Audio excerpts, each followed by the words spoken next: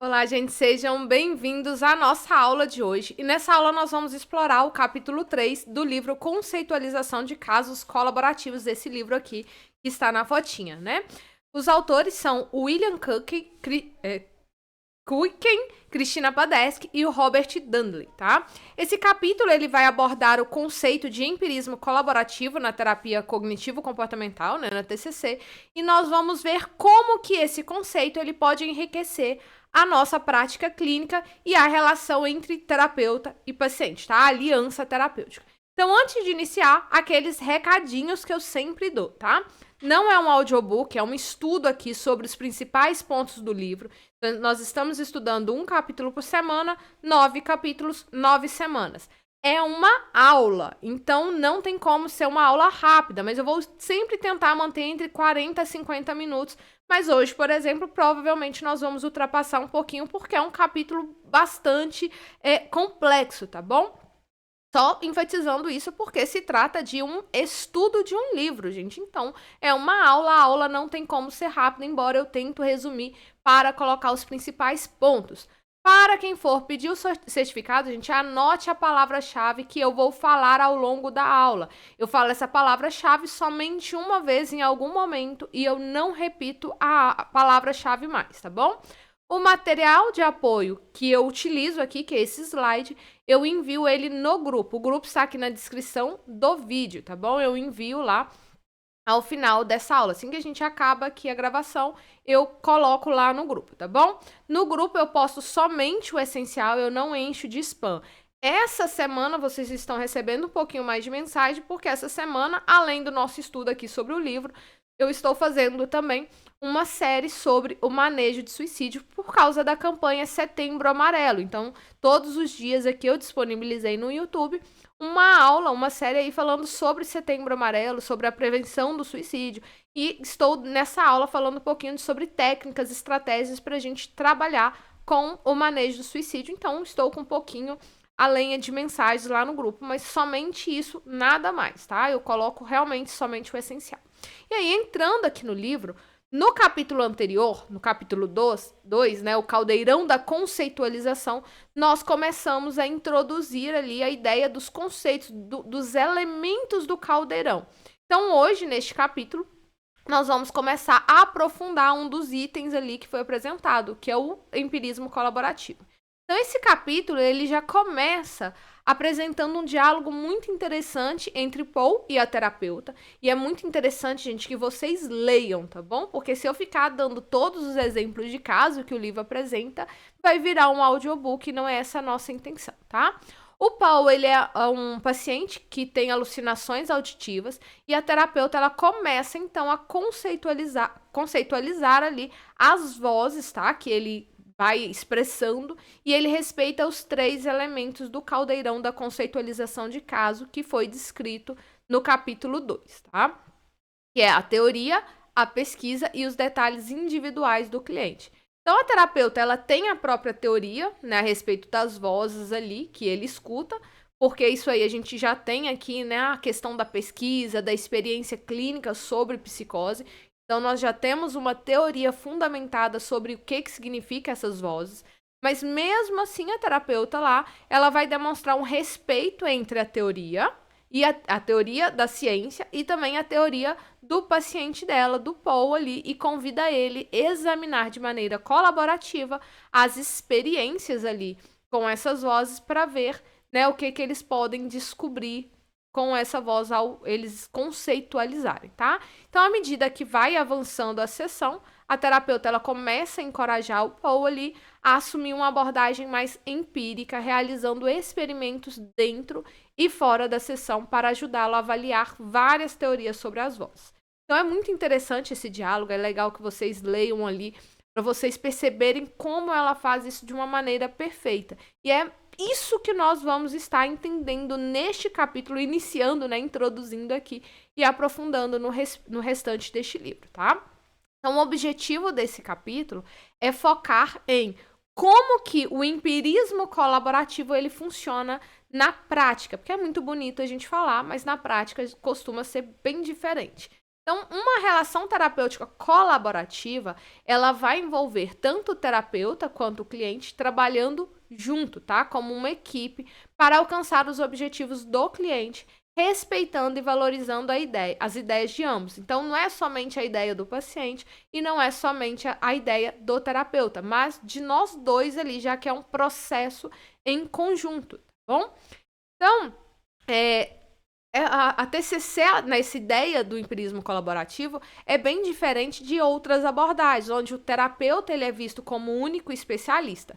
Então, aqui na TCC, os dois vão contribuir para o processo terapêutico, tá? Com habilidades e conhecimentos diferentes, mas os dois estão contribuindo ali na mesma proporção.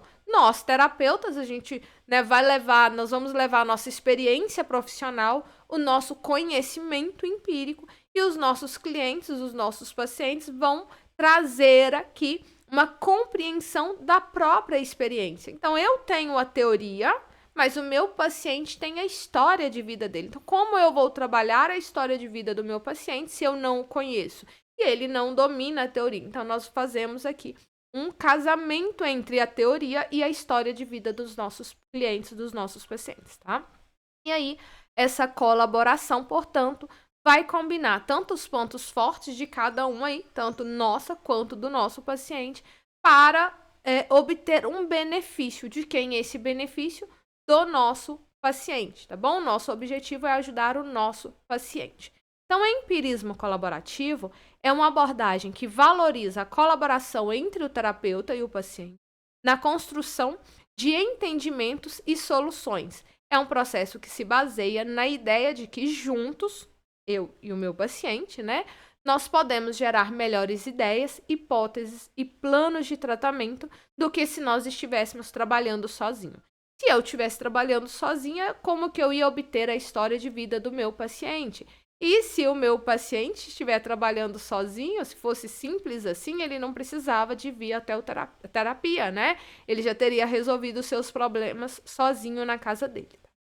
Então, gente, quando vocês começarem a ler este capítulo, como eu sempre sugiro, né? Não fique somente com o que eu falo, mas leiam, aprofunda aqui no capítulo, vocês vão ver que o livro vão trazer vários diálogos aqui entre terapeuta e cliente, e aí eu sugiro que vocês façam isso, porque esses diálogos vão acompanhar todo o processo terapêutico e vão mostrar como essa colaboração ela é valorizada a cada passo. Então vai ficar mais fácil, porque vocês vão entender realmente na prática como isso funciona. Então eu faço o resumo, mas a prática clínica mesmo nós vamos aprendendo, colocando a mão na massa, mas os exemplos que o livro vai nos dar, esses estudos de caso, vão ali elucidar de uma maneira muito mais fácil para a gente entender, tá bom? Então, convidar os nossos clientes para o processo de terapia, né?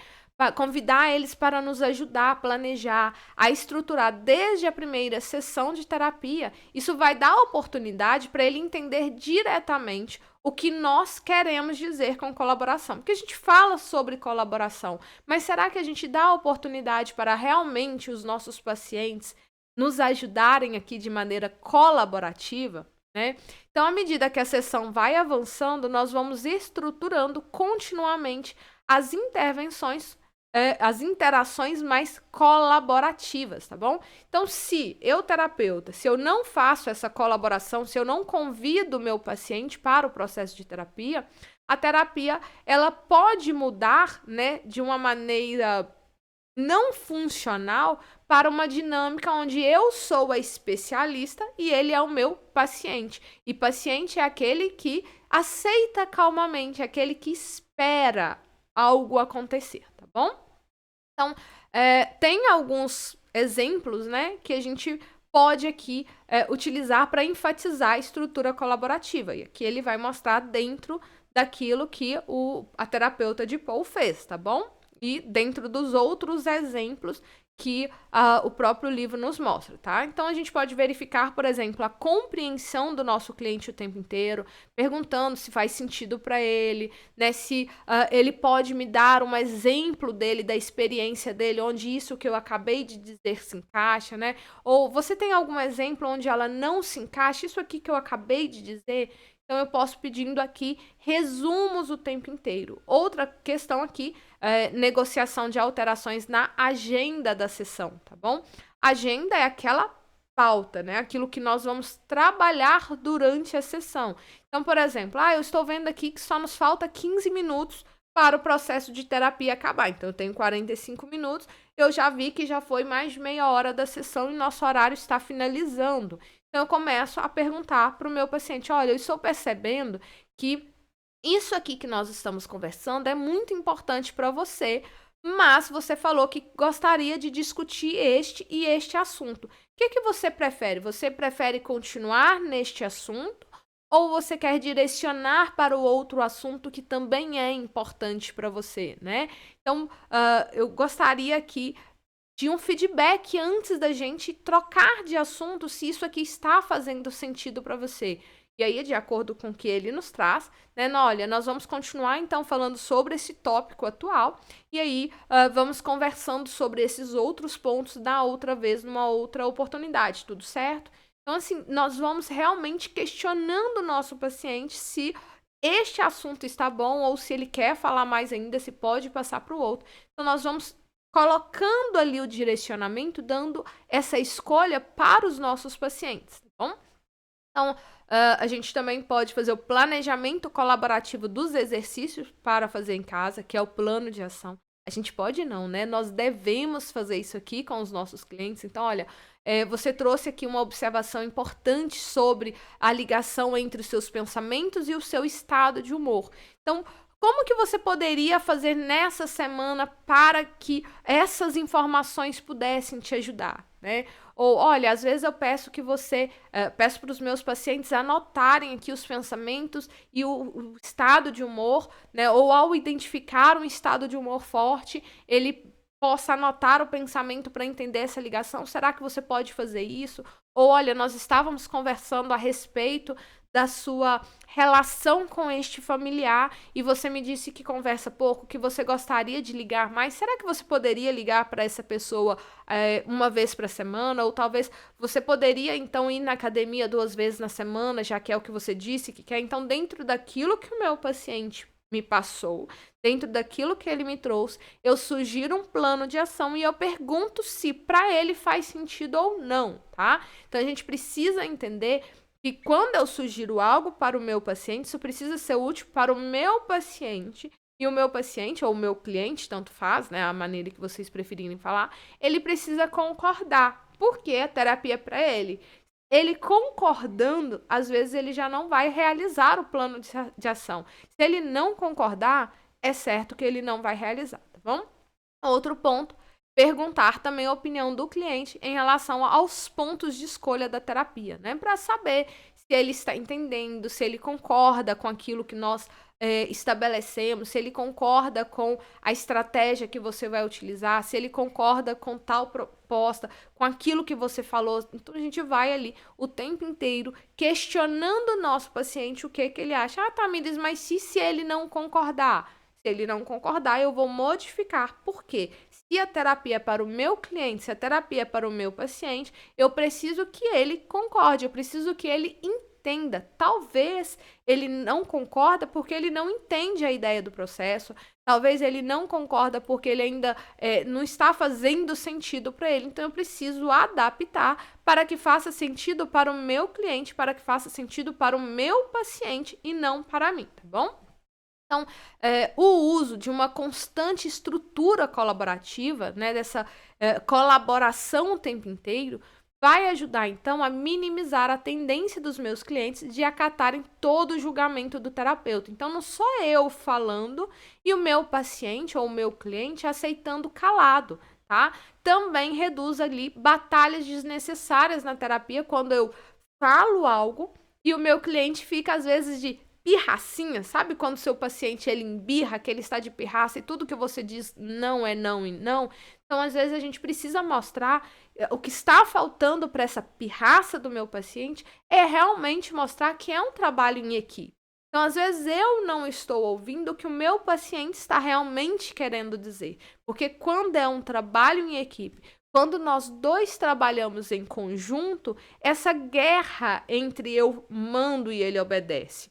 né? Ou eu mando e ele desobedece, isso não existe. Porque não é uma guerra para mostrar quem é mais forte, né? Nós estamos aqui em terapia para trabalhar o objetivo do nosso cliente. É o nosso cliente que está em processo terapêutico. Então, nós estamos aqui para encontrar aquilo que é melhor para ele e não para nós. Então, dentro deste processo colaborativo, né? Dentro do empirismo colaborativo, nós vamos trabalhando para identificar o que é melhor para os nossos pacientes. Então, ter uma estrutura colaborativa na terapia também não significa que eu, terapeuta, vou seguir à risca tudo o que o meu cliente deseja. Eu sugiro isso e meu paciente não aceita, eu pergunto, então o que você quer? E aí eu faço tudo o que ele quer. Claro que não, né? Porque vai ter algum momento que a escolha do meu paciente ele vai parecer inadequada, vai parecer fora do foco terapêutico, né? Então a gente precisa intervir, a gente precisa às vezes mostrar, né, evidências empíricas ou a nossa experiência profissional. Porque se aquilo ali tivesse funcionando, o nosso cliente ele não estaria passando por aquela queixa, ele não estaria passando pela demanda. Então, nós vamos mostrar que nem tudo é do jeito que ele quer. É nós dois trabalhando em maneira conjunta. É claro que ele não vai fazer tudo o que eu quero, mas ele também não vai fazer tudo o que ele quer. É um trabalho em equipe, nós dois trabalhando junto para formar um equilíbrio para aquilo que é melhor para ele, tá bom? Então, por exemplo, se o cliente ele começa a evitar, né, abordar os problemas centrais, ou talvez ele solicita um tratamento que não é indicado, aí ele quer fazer um tratamento, alguma questão que você sabe que aquilo ali não é benéfico. Então, a gente vai explicar para ele ali por que essa abordagem não é eficaz, né? Mostrar, encontrar os motivos por trás da escolha dele querer fazer aquilo ali. E aí nós vamos resolvendo essas discordâncias de forma colaborativa, tá bom? É claro que vai ter alguns momentos que os nossos pacientes vão decidir aquilo que ele quer e pronto, acabou. Eu já comentei isso com os meus alunos, que já chegou um paciente para mim e ele queria uma abordagem que não tem evidência científica, uma abordagem, na verdade, uma abordagem mais para o lado espiritualista em si do que terapêutico, e ele quis, eu expliquei para ele, não que o que ele escolheu não tivesse resultado, simplesmente dentro do que ele escolheu e a abordagem que eu trabalhava, a minha abordagem era o que realmente trabalhava. O que ele escolheu daria um suporte maravilhoso, mas um suporte espiritual. Ele optou pelo suporte espiritual. O que eu vou fazer? Nada, eu vou apoiar e vou falar, ok, né? Quando você precisar, eu estarei aqui à disposição. Pode ser que o suporte espiritual que ele escolheu funcione. Gente, o negócio que ele procurou é uma abordagem conhecido como abordagem terapêutica, tá? Mas ela não tem nada de abordagem terapêutica em si. Realmente uma abordagem espiritualista, tá bom? Então, ele escolheu essa abordagem, talvez resolveu, não sei, né? Mas eu deixei claro para ele ali. E, por fim, o que a gente faz quando os nossos clientes estão ali? Não, eu quero isso, a gente concorda, porque a decisão final é dele, tá bom? A gente também não tem como enfiar a goela abaixo para ele as nossas decisões, tá bom? Então, voltando aqui para TCC, para o livro, as sessões de TCC, elas são estruturadas para maximizar aqui o impacto, né, para maximizar os resultados positivos. Então, a gente tem aqui todo o empirismo, né, como base da nossa terapia. Incluindo, então, dentro da sessão da TCC, tá? Eu estou falando, tem a definição de agenda, revisão de tarefa de casa, que é a revisão do plano de ação, a gente não utiliza mais a ideia tarefa de casa.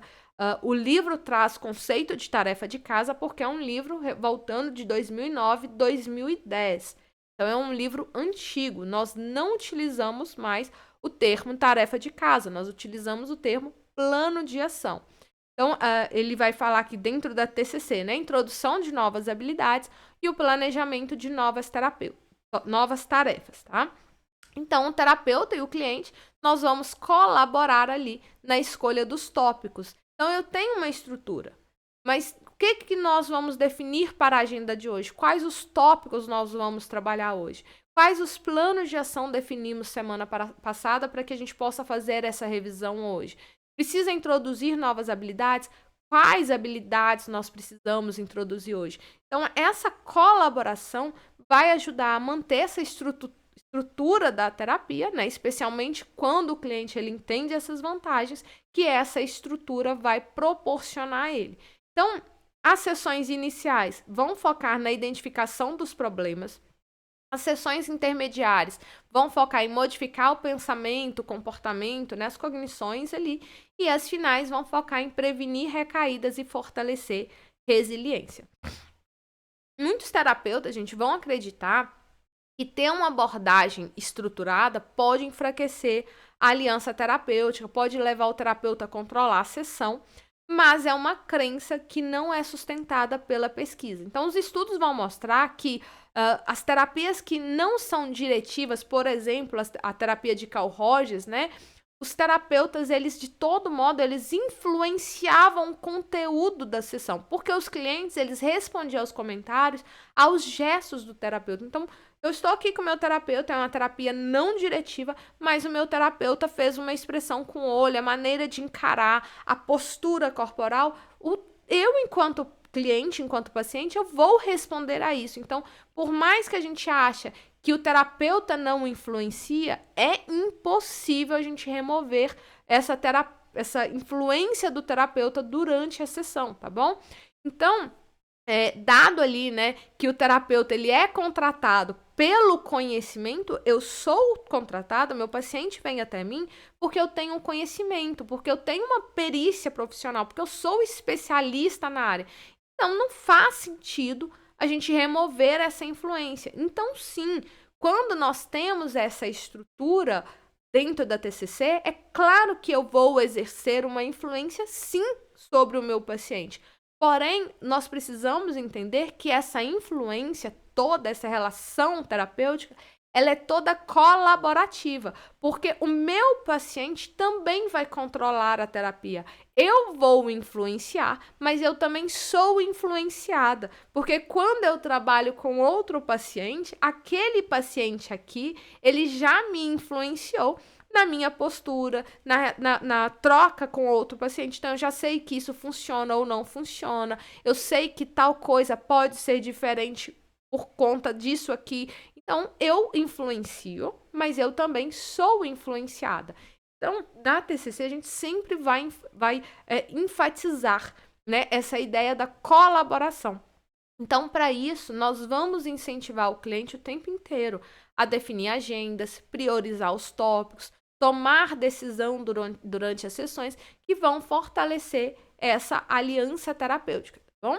Então, uma estrutura colaborativa na TCC vai ajudar a equilibrar, né, a influência do terapeuta e do cliente. Se eu impuser demais uma estrutura, ou se eu for muito diretivo, isso vai prejudicar o rapport. Mas se eu não impuser também, se eu deixar o meu cliente falar demais ou tomar as rédeas demais, isso também vai prejudicar o rapport. Então, uma estrutura clara, com a colaboração do meu cliente, isso vai melhorar a eficácia da terapia e a satisfação do meu cliente, tá bom? Então, as pesquisas, elas vão ali indicar que este equilíbrio ideal sobre a estrutura e sobre a relação terapêutica vai gerar melhores resultados. Então, a estrutura ela precisa ser flexível, ela precisa ser adaptada às necessidades da terapia e isso vai ajudar muito mais quando existe uma boa relação terapêutica e quando a colaboração ela é estimulada, quando esses objetivos são bem claros para os nossos pacientes. Então, eu preciso deixar tudo muito claro para o meu paciente. Então, nós terapeutas em TCC, nós podemos usar afirmações para fornecer um contexto e estabelecer uma estrutura colaborativa, garantindo, então, que o meu cliente, que o meu paciente, ele entenda aqui qual é o propósito das intervenções e que ele tenha um papel ativo na terapia, tá bom? Então, gente, aqui eu vou aproveitar neste momento para falar a nossa palavra-chave, tá bom? Então, a nossa palavra-chave dessa aula vai ser empirismo. Ouçam e anotem a palavra-chave, empirismo. Então, a palavra empirismo, ela vai abranger vários aspectos da prática da TCC. que é o conhecimento que nós temos, né, da teoria da pesquisa cognitiva, o uso de métodos científicos dentro da sessão terapêutica e uma preferência por métodos de práticas baseadas em evidência. Então, sem empirismo, todas as ideias do Caldeirão teriam peso igual. Tá? Então, primeiro, nós, terapeutas, precisamos estar familiarizados com as teorias baseadas em evidências e com tratamentos eficazes para conceitualizar o caso de forma colaborativa. Segundo, o uso de métodos empíricos na sessão ajuda a identificar os fatores que mantêm os problemas do cliente e a testar modelos conceituais com base na experiência do cliente. Observem que tudo nós estamos falando do cliente. E o terceiro, nós, terapeutas, vamos priorizar as teorias baseadas em evidências, mas nós vamos ajustar os modelos à realidade do cliente, garantindo uma prática eficaz e orientada para o desenvolvimento positivo. Então, sempre eu vou focar aquilo que eu tenho baseado em evidência, mas aquilo que faz sentido para o meu cliente. Então, se não tem aqui um protocolo baseado em evidência que não se encaixa na história do meu cliente, eu vou procurar algo, talvez dentro do modelo básico da TCC, para encaixar isso aqui no meu cliente, tá? Porque eu preciso que aquilo faça sentido dentro do problema do meu cliente. Não é pegar o meu cliente e fazer ele encaixar na teoria, mas fazer a teoria encaixar dentro da situação, dentro da história do meu cliente. Então, eu vou sempre enfatizar, o cliente é o centro da terapia, ele é o foco. Então, precisa fazer sentido para o meu cliente, tá bom? Então, na TCC, a conceitualização de caso baseada em evidência, ela é ajustada às dificuldades apresentadas por ele, pelo cliente, através de métodos empíricos como observação, diálogo socrático e experimentos comportamentais. Então, gravem: observação, diálogo socrático e experimentos comportamentais. Nós vamos focar nesses 3 pontos, tá bom?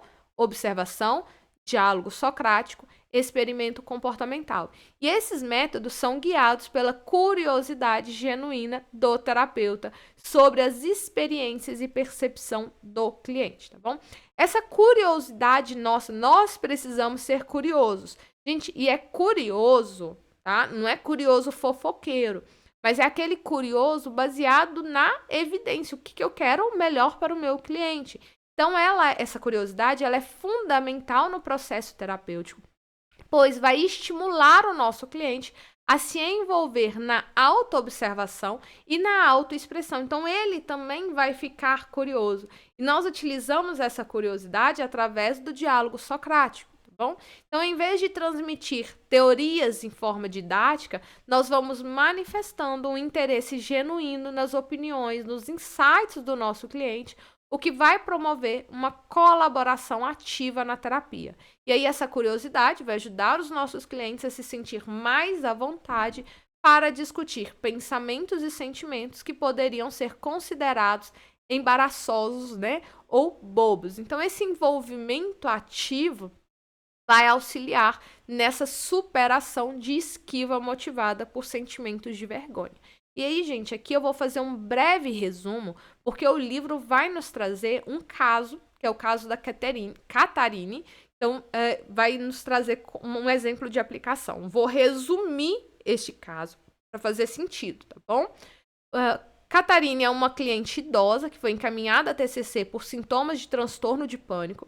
E aí esse caso dela ilustra como a curiosidade e o empirismo são essenciais para ajustar modelos terapêuticos às necessidades individuais.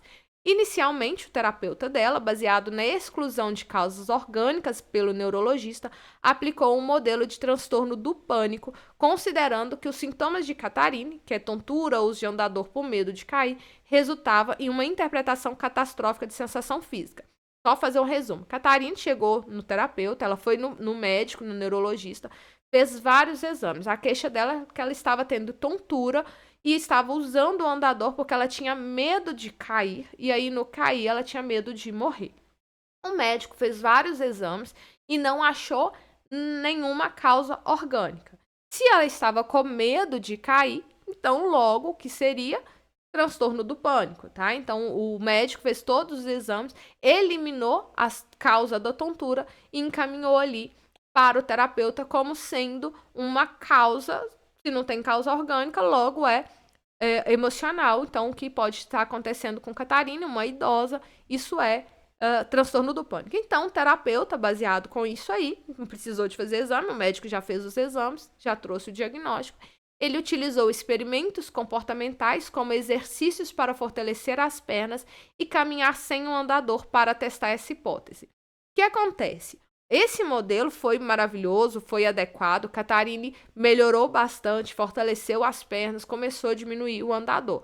Porém, após algumas semanas, 4 a 5 semanas, a Catarine, ela desmaiou, tá? E automaticamente, o desmaio não é uma característica do transtorno do pânico, porque houve um desmaio físico, não um desmaio emocional. Então, automaticamente, isso contradisse ali, né, a hipótese de transtorno do pânico. Então, não foi algo esperado. O terapeuta perguntou, Catarina, quando você desmaiou, você estava com fome? Aí o esposo da Catarina falou, não, ela tinha acabado de almoçar, ela estava satisfeita. Estava ansiosa? Não, ela não estava ansiosa. Aconteceu isso? Ele investigou várias coisas, embora nada disso justificasse o desmaio físico, tá? Desmaio físico, fisiológico aqui, não explica transtorno do pânico. Mas, de todo jeito, o terapeuta ainda tentou descobrir o porquê que poderia. Ele foi curioso. Ah, pode ser fome, pode ser ansiedade, pode ser nível de emoção. E aí, não tinha nada que justificasse esse desmaio. Então, o terapeuta ele permaneceu curioso e aí ele revisou a hipótese anterior, que poderia ter realmente uma doença neurológica. Então, ele sugeriu novos exames neurológicos e encaminhou ali para o médico refez vários exames ali, fez novos exames e chegou à conclusão que realmente Catarine tinha ali um tumor cerebral, tá bom? Então, esse exemplo, ele vai mostrar a importância de nós, terapeutas, sermos curiosos, né? E de estar abertos a novas informações que podem contrariar as expectativas iniciais. Então, preste atenção. O médico fez vários exames, observou e tudo indicou que era emocional. Então, o terapeuta viu, não, isso aqui que está acontecendo não é emocional. Então, ele pôde contrariar, ok, isso que a gente acredita não é. Então, vamos voltar ali novas hipóteses. Se ela desmaiou, é fisiológico. Se é fisiológico, a gente precisa colocar novos exames, encaminhou novamente para o médico. O médico também houve ali, né, utilizou-se da curiosidade e foi até que descobriu esse tumor cerebral. Então, nós precisamos utilizar modelos conceituais existenciais que são baseados em evidências como um ponto de partida, né, para a gente entender a experiência do nosso cliente, mas nós precisamos também explorar de maneira colaborativa e empírica, porque isso é essencial.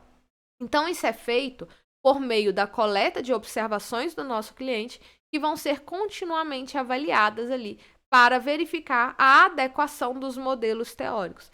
E aí a gente vai fazendo os experimentos comportamentais porque vai permitir que o nosso cliente compare diferentes conceitualizações das suas experiências, promovendo então uma compreensão mais profunda e ajustada à sua realidade. Então, o terapeuta fez experiências comportamentais, houve resultado sim com Catarina, ele precisou de fazer, mas ele precisou de modificar, porque também não era somente o emocional, tinha o fisiológico, mas também não era só o fisiológico. O envelhecer também traz causas emocionais.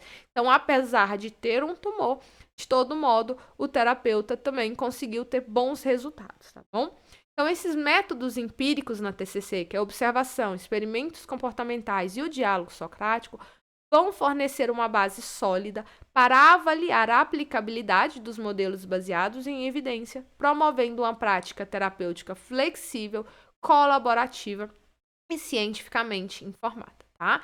Então, em TCC, as experiências dos nossos clientes nem sempre vão se encaixar perfeitamente nos modelos conceituais pré-existentes baseados em evidência, especialmente quando tem mais diagnóstico. Então, o autor vai nos trazer um outro exemplo aqui, tá bom? Então, tem algum caso, por exemplo, o meu paciente chega com depressão, ok? Tem o modelo da depressão, mas meu paciente chegou com depressão e ansiedade, opa, já é outra coisa. Mas meu paciente chegou com outro diagnóstico, o meu paciente não tem outro diagnóstico. Então, nesse caso, nós precisamos adaptar elementos do modelo conceitual básico da TCC na elaboração, em colaboração ali com o nosso cliente para criar, então, uma conceitualização individualizada das dificuldades presentes, identificando os pensamentos, né, as crenças centrais, os pressupostos subjacentes, estratégias comportamentais. E aí essa abordagem, ela também é baseada em evidência, tá? Mas nós vamos basear aquilo, a nossa intervenção aqui, dentro de observação do nosso cliente, com experimentos comportamentais e no diálogo socrático. Então, a gente vai falar sobre a Rose. Gente, também é um resumo, tá bom? Mas o livro apresenta esse caso com falas, tá? Então, é bem interessante que vocês leiam, porque ele vai trazer a fala da cliente, ele vai trazer a fala do terapeuta. Então, ele vai trazer um diálogo bem completo aqui, que vai te ajudar a compreender muito melhor. O que eu estou fazendo com vocês é resumindo todo o livro para fazer mais sentido, para quando vocês lerem, vocês entenderem aqui o que eu estou falando, tá bom? Então, Rose, uma programadora de 31 anos, ela buscou terapia devido à insônia, ansiedade no trabalho e conflito familiar. E o terapeuta considerou vários fatores como ansiedade social, discriminação social, estresse no trabalho e cultura, durante ali a conceitualização de caso. Rose relatou preocupações no trabalho sobre ser culpada por falhas no software, tá? Mas temia represálias por expressar suas preocupações de forma assertiva. Então, o terapeuta foi utilizando ali, né, o diálogo socrático para explorar ali se essa ansiedade que a Rose apresentava, se estava mais ligada ao estresse e à discriminação do que à ansiedade social. Rose, ela é uma latina, tá? Mexicana, uma americana mexicana, já vem aí de uma linhagem de mexicanos americanos. Rose, ela tinha um relacionamento com outra mulher durante muitos anos, e o fato dela ser mulher. Então, o terapeuta, através do diálogo socrático, ele procurou saber se a ansiedade da Rose era por ela ser mexicana, por ela ser lésbica ou por ela ser mulher. Então, ele foi ali investigando para entender qual era a causa da ansiedade. Então, a análise do terapeuta indicou que essa ansiedade estava relacionada a possíveis represálias e não a rejeição social. As pessoas não se importavam por Rose ser lésbica, as pessoas não se importavam por Rose ser espanhola, né, mexicana, mas tinha uma outra preocupação ali, tá bom? Que era a questão dela ser mulher. Então, Rose e o terapeuta colaboraram para criar uma conceitualização individualizada que considerou o preconceito de gênero dos colegas, as normas culturais sobre o comportamento apropriado para mulheres. E aí, essa conceitualização ajudou Rose a entender como as suas crenças e comportamentos culturais influenciavam suas reações emocionais e físicas. O trabalho da Rose, a gente tinha um preconceito muito grande, todo mundo fazia piadinha por ela ser mulher, e a Rose aprendeu desde nova como uma mulher deveria se comportar. Então, ela não poderia responder, a mãe dela passou por situações por ser mulher e a mãe dela tinha um comportamento, então a Rose ela continuou, né, copiando aquele comportamento, ela acreditava que ela deveria se comportar daquele jeito devido às crenças dela, e aí com o terapeuta ela foi aprendendo que poderia ter comportamento diferente. Então o terapeuta até sugeriu ali experimentos comportamentais para ela testar essa conceitualização. Então, ele convidou ela, né, incentivou ela a observar incidentes de preconceito de gênero no trabalho, registrar os seus pensamentos automáticos, reações comportamentais e atenção física, tanto o preconceito de gênero com relação a Rose, mas também observar com relação a outras mulheres e como as outras mulheres respondiam, porque esse preconceito de gênero não acontecia somente com a Rose, acontecia com outras mulheres. É claro que não acontecia com todas as mulheres, tá? O autor deixa bem claro ali, né? O terapeuta questiona isso com a Rose. Rose, é toda a empresa que tem esse preconceito? E ela falava, não, é só nessa área, são em algumas áreas específicas. Então ele falava, ok, então nessas áreas específicas você vai observar como isso acontece com você, qual o seu pensamento, comportamento, tensão física, e como isso é também com as outras mulheres que estão ali perto de você, que também acontece. E aí, como elas respondem, né? Porque a Rose não responde, a Rose fica calada, ergue a cabeça e não abaixa. E as outras mulheres, como é isso? Então, esse exercício ajudaria a Rose a explorar diferentes formas de lidar com preconceito no ambiente de trabalho.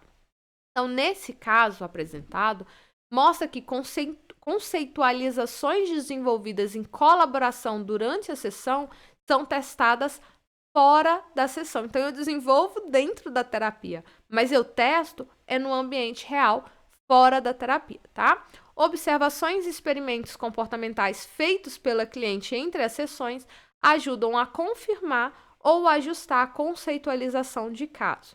E aí o cliente vai sendo incentivado a identificar pensamentos, sentimentos, comportamentos e respostas físicas em situações específicas, né, fora da sessão, que são analisadas através do diálogo socrático para verificar se o entendimento atual é válido. E aí os experimentos comportamentais são usados para testar essas ideias conceituais e avaliar caminhos para mudanças. Bom? Com o objetivo, então, de captar os diversos aspectos da vida de uma pessoa que vão estar aqui relacionados com essa dificuldade, a Padesky e Money, em 1990, eles desenvolveram um modelo de 5 partes para a conceitualização de caso descritiva. Nós estamos falando da conceitualização descritiva, apenas nós estamos descrevendo ainda, na primeira parte ali do caldeirão, tá? Depois nós vamos passar para os outros níveis do conceitualização ali. Então, o modelo de 5 partes, desenvolvido pela Padesky e pela Money, é uma ferramenta para a conceitualização de casos na TCC e ajuda a conectar pensamentos, sentimentos, comportamentos, reações físicas e as experiências de vida abrangente, permitindo então uma compreensão mais completa das dificuldades atuais do cliente. E aí esse modelo ele é simplificado para facilitar a aplicação pelos clientes em contextos de autoajuda. Isso é um ponto de partida ideal para a conceitualização de casos. Então, nós vamos ensinando isso aqui para os nossos clientes: pensamentos, sentimentos, comportamentos, reações físicas e experimento de vida, tá? Isso aqui a gente aprende bastante a fazer isso no RPD. Identificar os pontos fortes, né? Os pontos fortes, incluir os pontos fortes, os recursos do cliente na conceitualização pode ajudar a aumentar o alívio, fornecer uma base sólida para a intervenção terapêutica. Nós vamos ter um capítulo para falar sobre os pontos fortes do nosso cliente. Incluir os fatores culturais, eventos de vida relevantes também podem fortalecer a conceitualização. No caso da Rose, né, a gente precisou ali buscar a ideia da cultura, os fatores culturais, né, ela por ser uma mulher mexicana, tinha a forma de se comportar como a mulher mexicana, ela deveria se comportar no seu ambiente de trabalho. Então, aspectos culturais vão influenciar como os nossos clientes vão perceber, como eles vão reagir aos eventos. Então, por exemplo, quando eu entendo o contexto cultural do meu cliente, isso pode me ajudar a explicar as reações e promover um progresso mais rápido na terapia. Também tem os fatores físicos, né? Como a genética, nutrição, substância química, que também podem influenciar as experiências internas do nosso cliente. Então, ignorar o fator físico também pode levar a conceitualização imprecisa. Por exemplo, meu paciente é muito ansioso, mas o meu paciente toma muita cafeína. Então, isso vai aumentar a ansiedade, que vai gerar um ciclo ansioso ainda maior. Fatores cognitivos, né, que são as reações, as emoções, reação física ali, que são avaliadas por intensidade, os comportamentos ali vão ser analisados quanto à frequência, contexto, impacto, tudo isso a gente precisa estar atento. Imagens e metáforas também são úteis para representar os aspectos complexos das dificuldades de pontos fortes dos nossos clientes. E usar imagens e metáforas, tá? Vão facilitar a compreensão e podem inspirar abordagens mais criativas para a intervenção. O empirismo colaborativo, né, uma estrutura terapêutica e uma estrutura terapêutica positiva. Então, usar empirismo colaborativo e a estrutura terapêutica pode ajudar a construir, né, a avaliar uma conceitualização de caso mais positiva. E aí, gente, no próximo capítulo, nós vamos abordar, então, essa incorporação dos pontos fortes aqui do nosso cliente, tá? Então, só resumindo aqui para a gente finalizando essa aula. Os elementos do modelo de 5 partes: pensamento, que vão ser os pensamentos automáticos, os pressupostos subjacentes e crenças centrais, tá? Então, são cognições. Os sentimentos são avaliados pela intensidade. O comportamento são especificados em termos de frequência, contexto e impacto. Reações físicas são observados em conjuntos com as emoções e comportamentos. As experiências de vida, né, vão incluir eventos traumáticos, positivos ali, tudo que vai influenciar a vida do meu cliente. Então, não é somente ruim, mas também aquilo que é bom.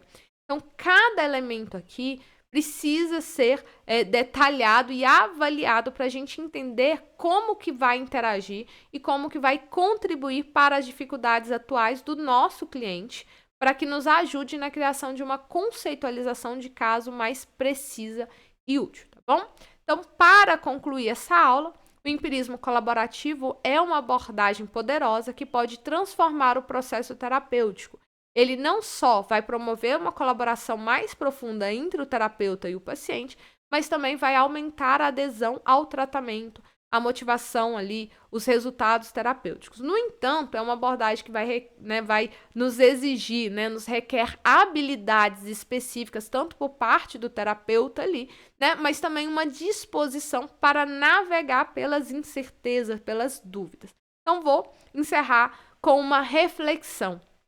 Nós, como terapeutas, nós estamos em busca de ser o expert da sala, né? Nós estamos querendo ser o melhor, o profissional, o especialista no nosso atendimento, ou nós estamos dispostos a ser um co-investigador, né? A explorar ali um caminho junto com o nosso paciente.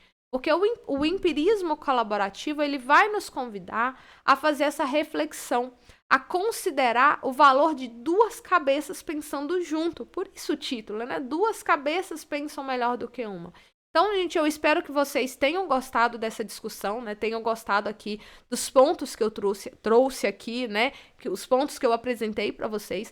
Na semana que vem, nós vamos estar discutindo o capítulo 4, que vai falar sobre a incorporação dos pontos fortes do cliente e o desenvolvimento da resiliência.